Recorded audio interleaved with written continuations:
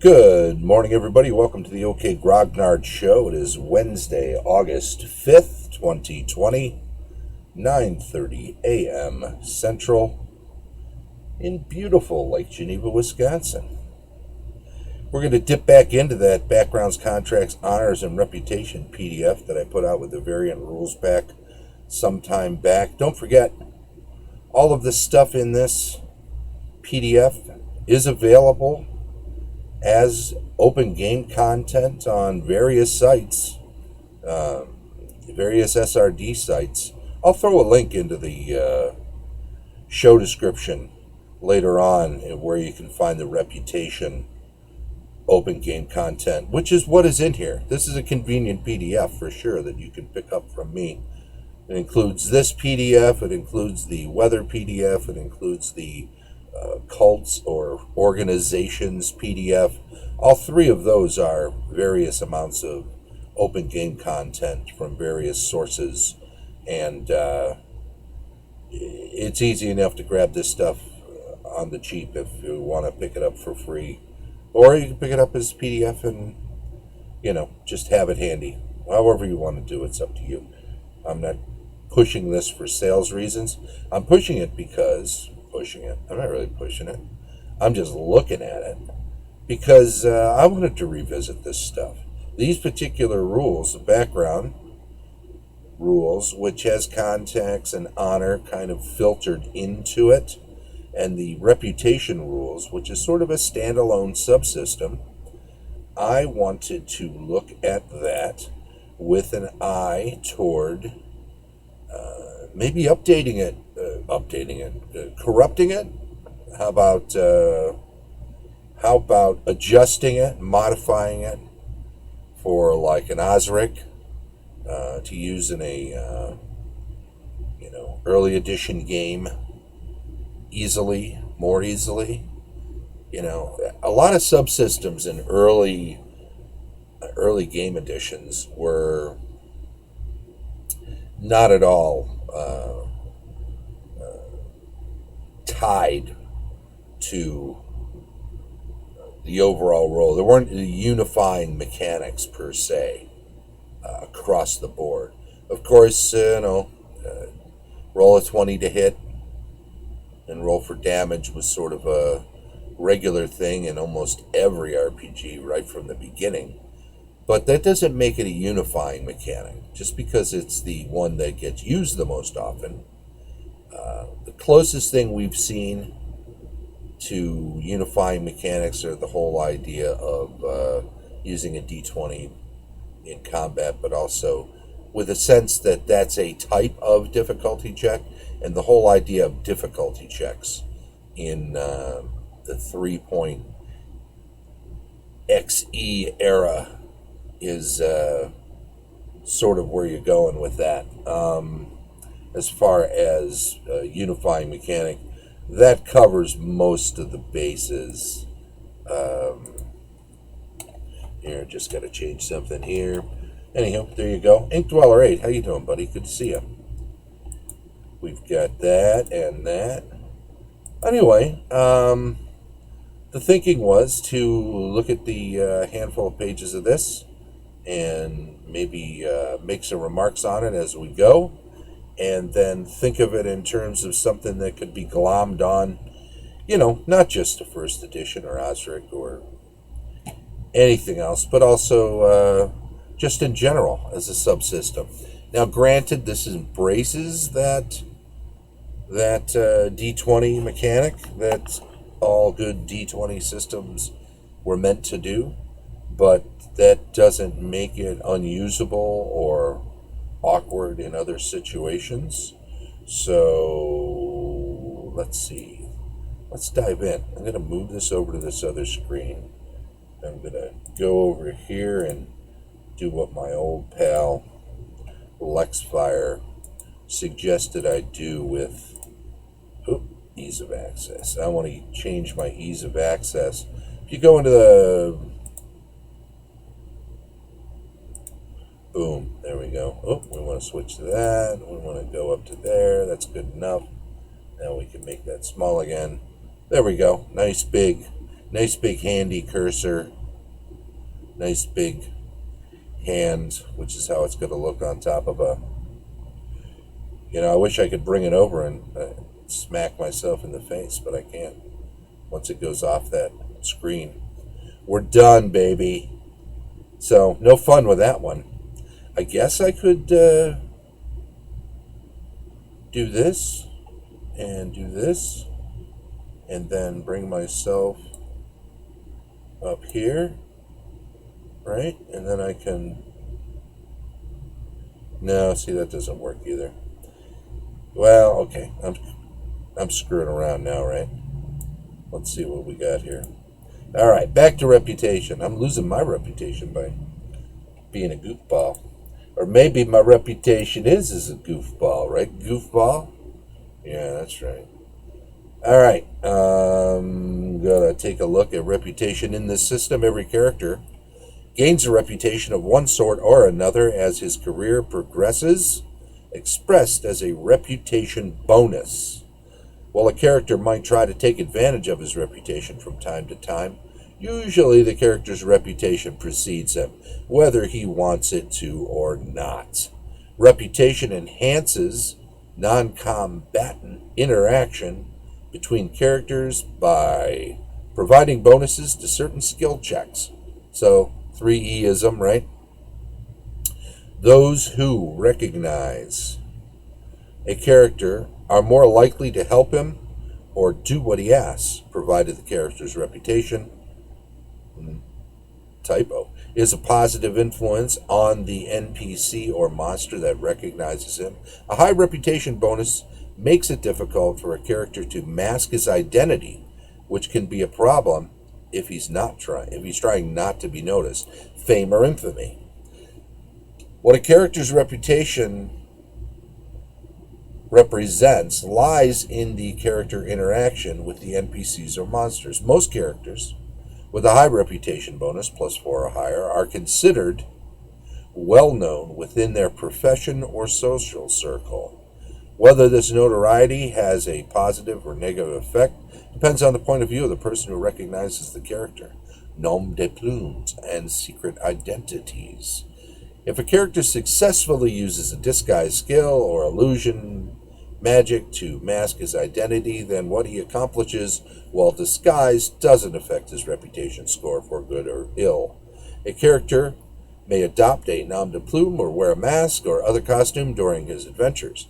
If so, the character tracks reputation separately for his true identity and his alter ego, much as comic book heroes do. If the Crimson Cavalier needs to sneak out of town after embarrassing the captain of the guard, what better way to do so than to simply removing his mask, hiding his weapons in an ox cart, and departing, the secret identity of a dung merchant? Because, why not go into extremes, right? So all of that is to say, that kind of sums up the way reputation is supposed to work, both for good or for ill, right?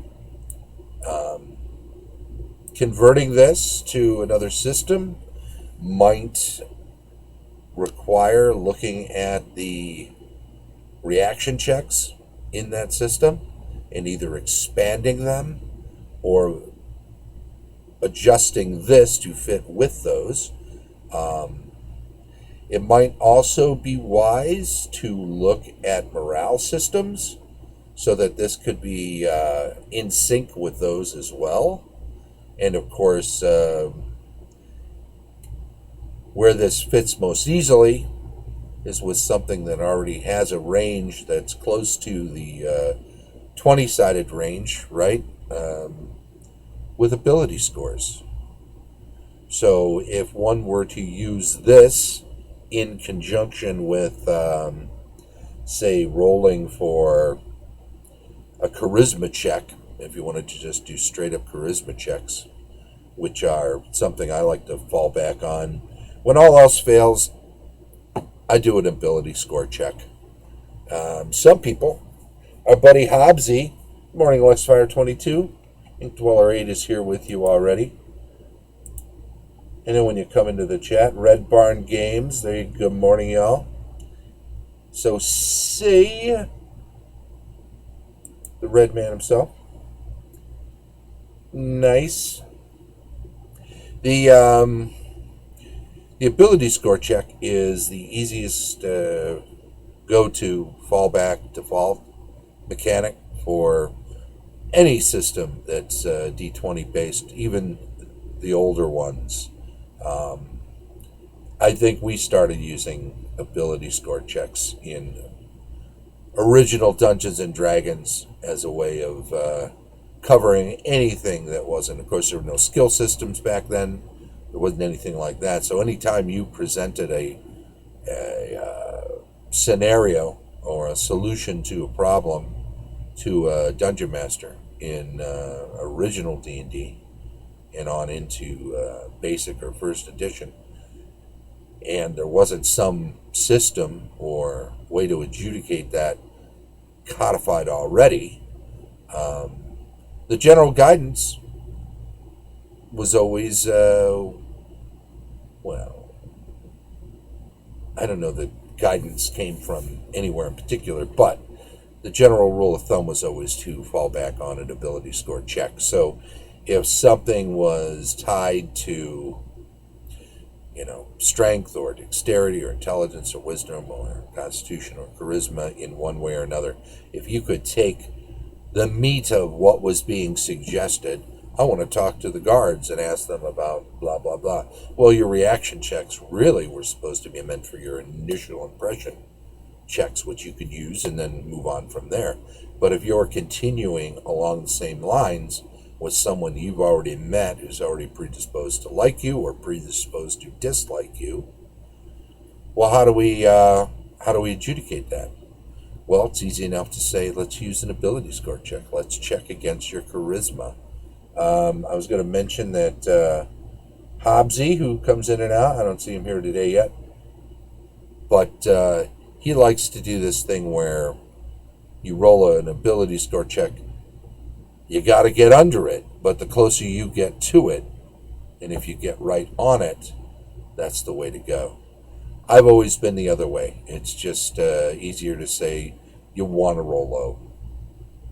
You don't have to do that extra upside down AC mechanic in your head like we're all used to, right?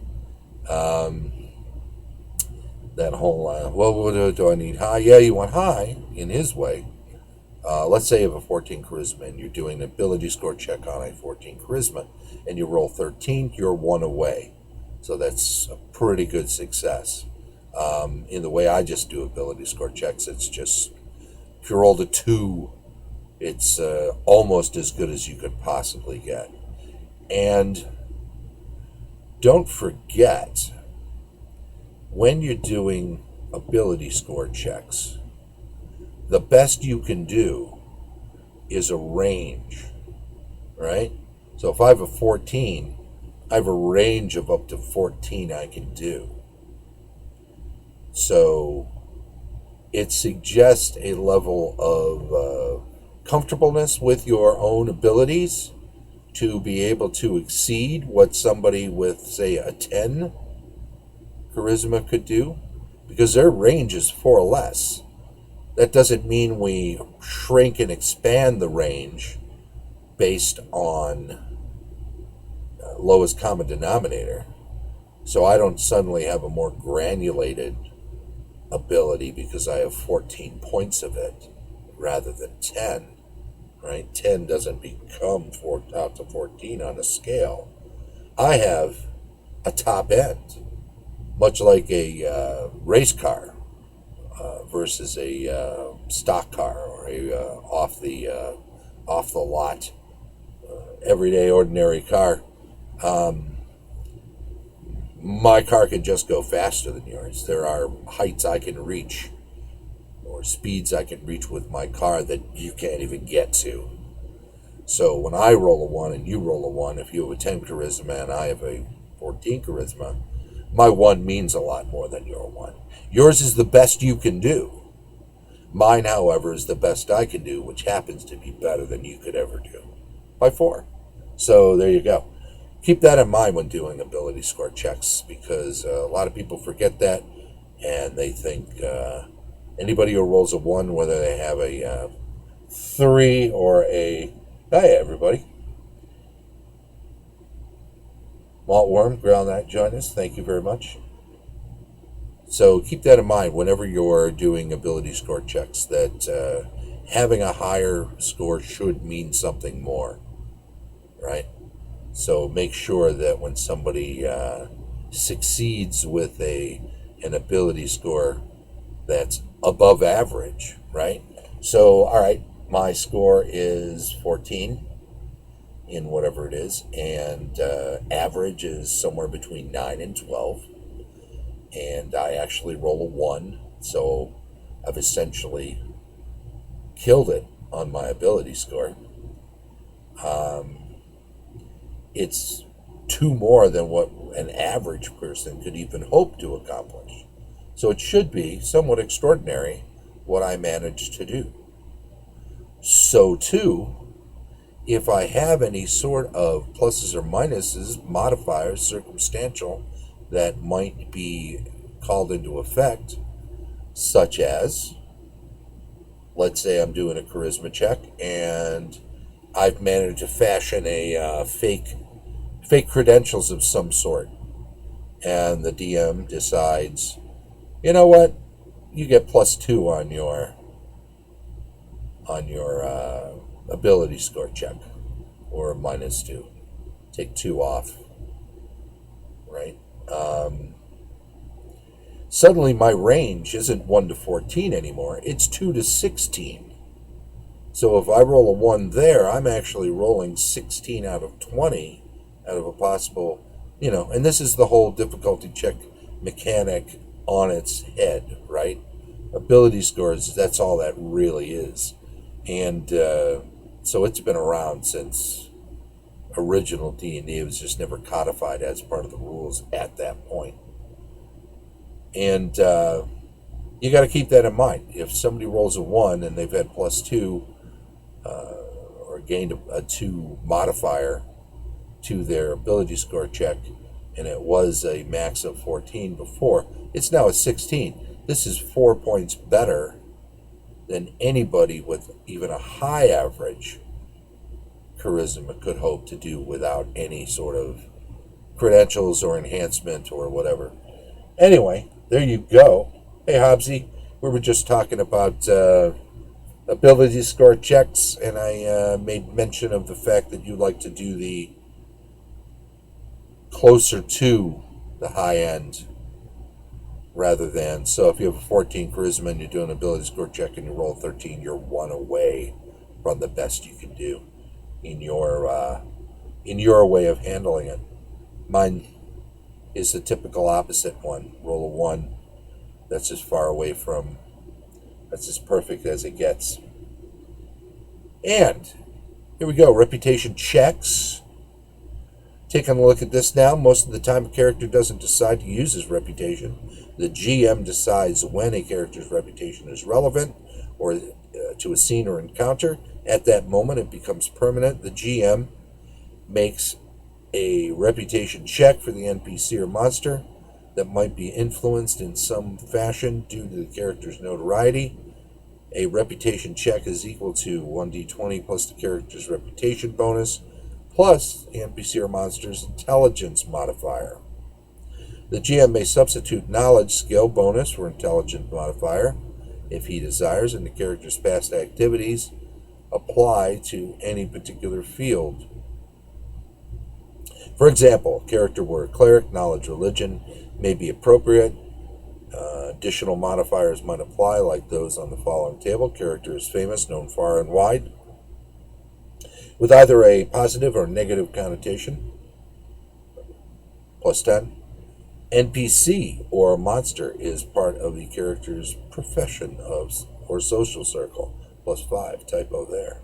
Character has some small amount of fame or notoriety, +2. Standard DC of a reputation check is 25. If the NPC or monster succeeds on the reputation check, he or she recognizes the character. That recognition grants a bonus or a penalty on certain subsequent skill checks, depending on how the NPC or monster reacts to the character. Skill checks.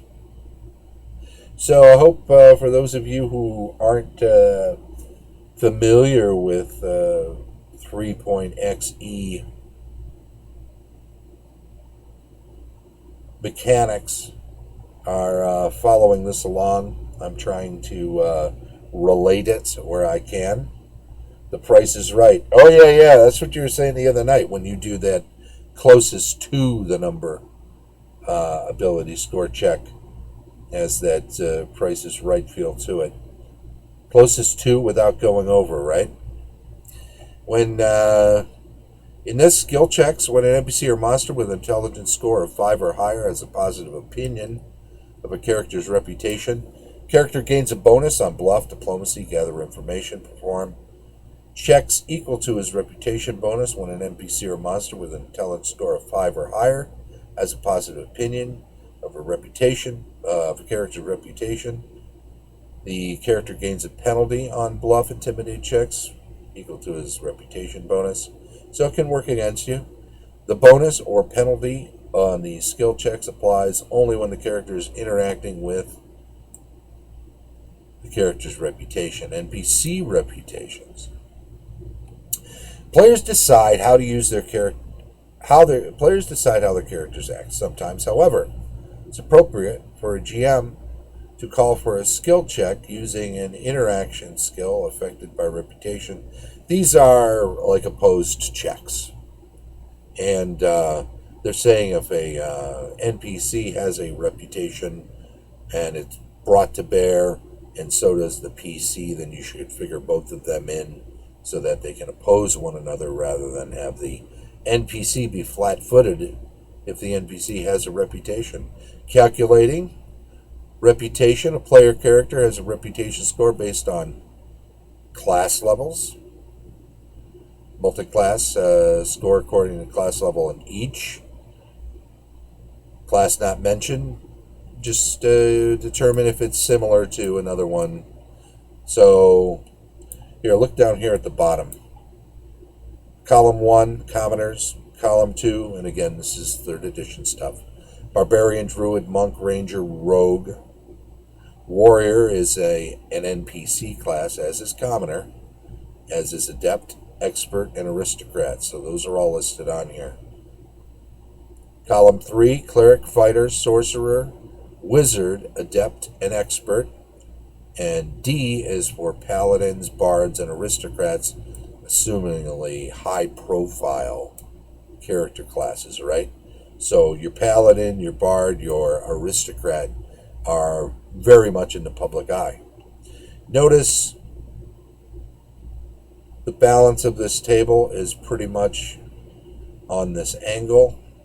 So 5th, 4th, 3rd, 2nd. But we dip down an extra one over here, right? So we're gradiating by 1 on these 3 columns, but by 2 on the last. So Aristocrats, Bards, and Paladins get a big jump ahead of others. Highest without going over. Yep, there you go. So here we go. Notice the progression. We've got 4, 4, 4, and 4 in the column for Commoners. We've got 4, 4, 4, 4, and then we're up to +5. We've got 4 of those, 4 of, 4 of those, 4 of those, 4 of those, and then 2. We've got 4 of those, 4 of those, only, what? Nope, 4 of those, 1, 2, 3, 4, 4 of those, 4 of those. Okay, so every 4 levels, beginning at whatever level it starts at, your reputation score has a base of this plus. Easy enough to figure whether or not that works for your system. If your system only ever goes to 10th level, you may want to chop out 2 of every bunch of 4, right? And just kind of squeeze it like an accordion. Make the whole thing not faster per se, but rather collapsed. Behind the curtain, who's affected by reputation? Hard and fast rules on how fat a character's reputation? I think fast. Hard and fast rules on how fast a character's reputation spreads are more trouble than they're worth. With whether reputation applies in a situation is best left up to the DM. But in general, the radius of a character's reputation slowly increases as she attains higher levels. For example, a low-level character's reputation might only apply to a small town or the immediate surrounding countryside. Perhaps by the time she reaches around 10th level, and again, this is a 20-level norm, so 5th level in first edition, right? When she gets to 15th or thereabouts, when it reaches 10th, everyone in the province might have heard of the exploits. 15, anyone in the country or region may have heard of her. Okay. But what happens if she then visits a city on another plane of existence? She'd never been to the place before. And most of the residents have never been to the material plane. So her reputation doesn't follow her there. But once she accomplishes something, often an adventure, that earns her a measure of fame on that plane. Her reputation radius expands to encompass that area of the other plane, perhaps the whole plane, if not too extensive. Not only do the residents tell tales of her most recent adventure, some might be curious enough to find out what she's accomplished on the material plane before arriving there. See, this is where I would say different worlds, because they've already said in other areas that just going around bragging about yourself is not a way of enhancing your reputation. You are being viewed and judged independently of what you say. It's actions which speak louder than words, right?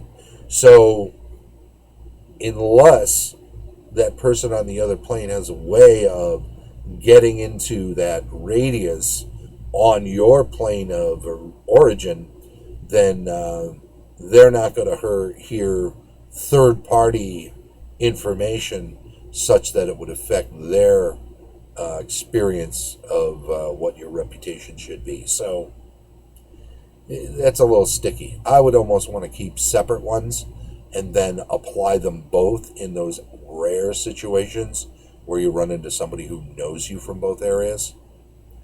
Seems more sensible. With the event-based reputation variant, a character who is a newcomer to her location has a reputation score of 0, and she earns at least a half-point increase by succeeding on an adventure in that location. Once she has done so, she gains the benefit of her full reputation score. Don't track the character's reputation separately for different areas. People have either heard of her or they haven't. I disagree with that. When using level-based reputation increases, read below. The character is entitled to benefit from her full reputation score once she has been in her new location for at least one level's worth of adventuring, even if the adventures themselves didn't bring any reputation increases. Again, I disagree with that. I've told you why. Boy, that just seems lazy on their part to... and you know what? I don't mean that that's I think they must have a reasoning for that, and that is that they probably think most DMs are lazy. They probably think, well, they're not going to want to correct. They're not going to use the system if they have to keep track of every different place they visit. Though that's got to be so rare for campaigns to have that much plane hopping. There are certain campaigns that will have that, but then why not make that part of the fun? I'm known in 7 galaxies as this crazy rogue, but here I'm just a friendly friend from Friendsville. Anyway, reputation-based feats. I think we're going to skip this section because I don't think it would translate quite easily. Event-based reputation, rather than determining reputation, increases purely by class levels. You know what? Rethinking this real quick. You might be able to take these and throw them in the guise of like a magic item, whether it's a some sort of a helmet, a headgear, something flashy, shield with a big emblem, a sigil, whatever upon it, a tabard for a knight, say, with just screams, "Hey, I'm this guy." So you might be able to include the benefits from a feat into a piece of equipment, even more so magically enhanced, right? Event-based reputation. So this boils down to looking at the table. We'll go through it real quick. This table goes 1 to 100. Rather than determining the reputation increases based purely by class level, the GM can enhance. So it says, look at these things. The variant doesn't change much about the game. Characters have a slight incentive to choose adventures. Okay, so they're saying all of these things on this table can possibly affect or definitely will not affect reputation, but you're not going to see characters probably choosing off it like it's a menu. Well, I can get an extra half point if I go do this thing. So probably won't see that. If the character earned public acclaim for ending a threat to community safety, award each PC 1 point increase in his or her reputation. Regional half points for characters' accomplishment in the adventure directly affected came to the attention of a few or no other people. Don't get any reputation boost. The determination is obviously a judgment call. As always, DM beware. So, this first 14 are things they suggest would definitely add a point of reputation. And take note that in this expanded 20 level system, and even the highest profile types of characters really only get a +5 as a base. These are pretty stingy, right? I mean, you get 1 or 2 of these or 5 of these, you're at a +10 tops if you were a paladin, for instance. But you're around 5th level, maybe you're getting a +1 as a base, and maybe you did 1 or 2 of these things, so you're getting a +1 or a +2. So they were stingy even in a system that did a hey, Lost Nomad, long time no see, buddy. The 20 level expanse of 3rd edition for character class levels. And so keep that in mind. As stingy as this is in that realm, when you collapse it down to a 10 level norm, then you want to be sure you're having everything. So that way you're not making the importance of the reputation system, a subsystem, be so important it comes to the forefront. Unless that's what you want to do. Because, let's face it, you get certain settings, like, say, a birthright setting, for instance, where honor and reputation are all very important aspects of your character when playing within that system. Yeah, by all means, you want to look a little more closely at keeping the system to the forefront. And we got all of these halves here. And again, I'll throw a link down into that goes up to just over 50. And then they have a whole list of things you shouldn't be getting any bonus to reputation over. And that pretty much ends the whole thing. From the above list, it's clear that site-based adventures and the PCs function as explorers don't usually earn reputation. And they give the same caveats that basically I was giving. And then we get down to the license. I'll throw that up here real quick. So it's on the video. Unearthed Arcana, Mutants and Mastermind, Swords of Our Father. Those two being having some OGC that was in Unearthed Arcana. but that's basically where these variant rules come from. And of course, they had listed in Unearthed Arcana Modern as well as the SRD. So keep that in mind if you're using these for a publication. That all of that needs to be included if you're gathering it from here. If you're gathering it from an SRD website, then it may not be as clear. Let me know. I'll throw you a snapshot of the OGL that I have so that you can make sure you do yours correctly, which is very important. Hey, everybody. It's that time, huh? We've been talking about Reputation. Whoop-de-doo, That's good, though. We like Reputation. I think that's actually a cool system. I think it's something I'm going to spend more time working on getting it into a modified form where it could be used in early edition D&D. And I think that doing so, it could be a chunk of old school zine that I'm working on. So we will see. Reputation. It's good stuff. I want to say that the schedule of the OK Grognard Show continues. That was campaign discussion stuff. We've got game running tips tomorrow. We've got building adventures on Friday, DM reviews on Saturday, rules retrospective on Sunday. The weekly news and announcements come on Monday. And then it's back into Tuesday with cartography and world building and Round the Horn to campaign discussion. If you're following the channel, if you're in here, if you pop in here, do me a favor. By all means, follow the Twitch channel and chime in, join the chat stream, because that gets you on our list of We Know You're Not a Robot people. And when you're on that list, good things can happen. In that, every week, somebody on that list just gets a freebie from us. It's our way of saying thank you for being a friend. Thanks, pal of mine. Thanks for popping in. You know, we're in week 19 of this show at this point. Today was episode 145.